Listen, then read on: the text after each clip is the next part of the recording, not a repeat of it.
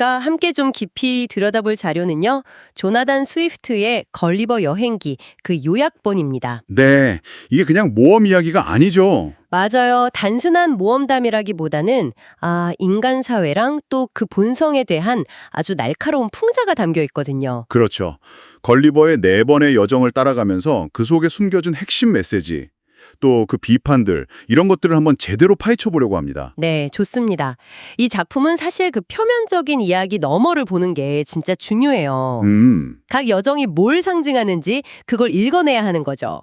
스위프트가 만든 그 세계들이 사실은 우리 현실을 비추는 거울이거든요.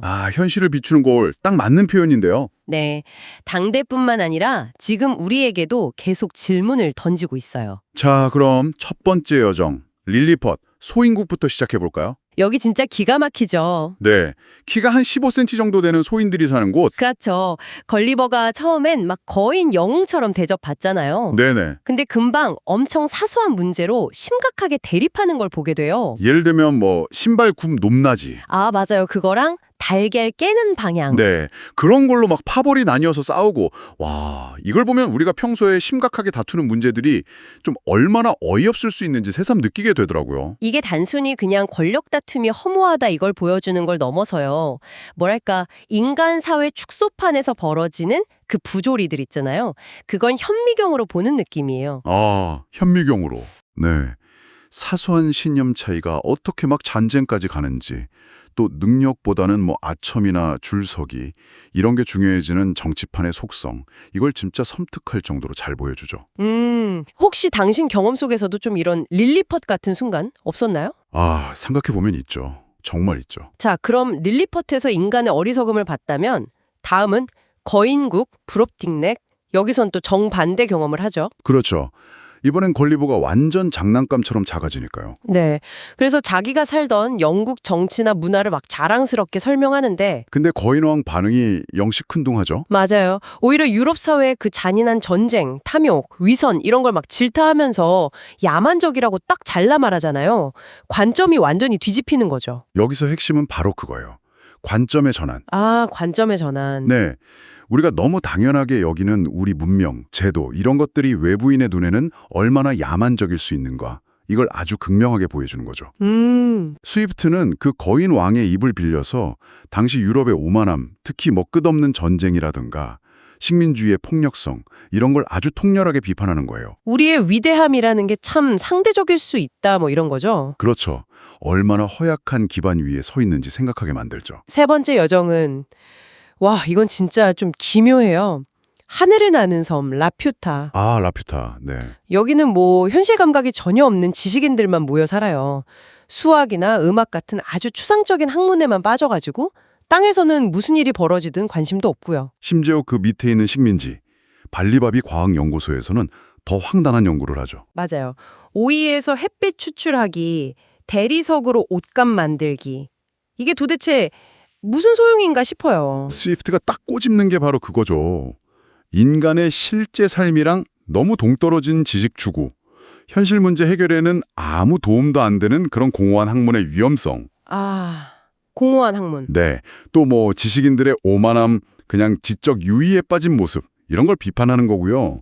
어쩌면 지금 우리도 뭐 혁신이다, 첨단 기술이다 하면서 정작 중요한 인간적인 가치를 놓치고 있는 건 아닌지 돌아보게 만드는 지점이에요. 그러네요. 자, 그리고 마지막 네 번째 여정. 이게 가장 충격적일 수 있을 것 같은데요. 휴이넘, 말의 나라죠. 네. 이성과 도덕을 갖춘 말, 휴이넘들이 지배하는 나라인데 여기서 걸리버가 진짜 끔찍한 진실과 마주하죠. 그쵸. 그 탐욕스럽고 더러운 인간 형상의 짐승, 야후. 네, 그 야후를 보면서 엄청 혐오감을 느끼는데 자기가 바로 그 야후랑 같은 종족이라는 걸 깨닫는 거죠. 그래서 결국 인간이라는 존재 자체에 깊은 환멸을 느끼고 인간 사회로 돌아가길 거부하잖아요. 네. 여기서 스위프트는 진짜 근본적인 질문을 던져요. 우리 인간은 과연 휴이넘처럼 이성적인 존재인가? 아니면 감정이나 탐욕에 휘둘리는 야후 같은 존재인가? 어려운 질문이네요. 그렇죠. 인간 이성에 대한 아주 깊은 회의감을 보여주면서도 또 한편으로는 그 완벽해 보이는 이성사회, 휴이넘조차도 타인인 걸리버를 결국 받아들이지 못하고 추방하거든요. 맞다. 그런 모순이 있었죠. 네, 순수한 이성만으로 이루어진 사회라는 게 과연 마냥 이상적이기만 할까? 이런 질문도 슬쩍 던지는 거죠. 결국 걸리버는 이 4번의 여행을 통해서 인간 사회의 그 온갖 어리석음, 탐욕, 위선, 도덕적 결함 이런 걸 정말 뼈저리게 목격하고는 인간이 허무에 빠지게 되는 거군요. 네, 정치, 관점, 지식, 그리고 인간 본성까지. 그가 경험한 모든 세계가 스위프트의 날카로운 팡자의 칼날을 피해가지 못한 거죠. 이 작품이 300년이나 지났는데도 여전히 이렇게 강렬하게 다가오는 이유가 바로 거기에 있는 것 같아요. 맞습니다. 스위프트의 통찰이 정말 시대를 초월하는 거죠.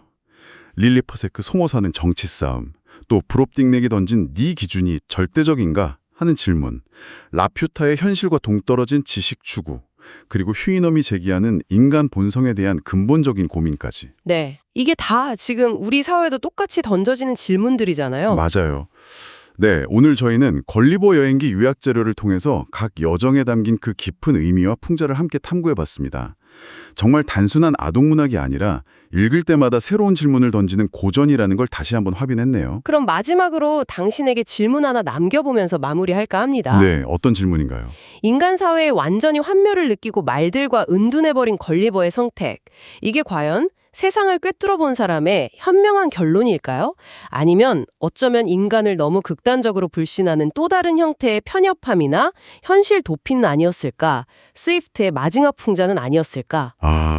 생각해 볼 만한 질문이네요. 한 번쯤 깊이 곱씹어 볼 만한 문제가 아닌가 싶습니다.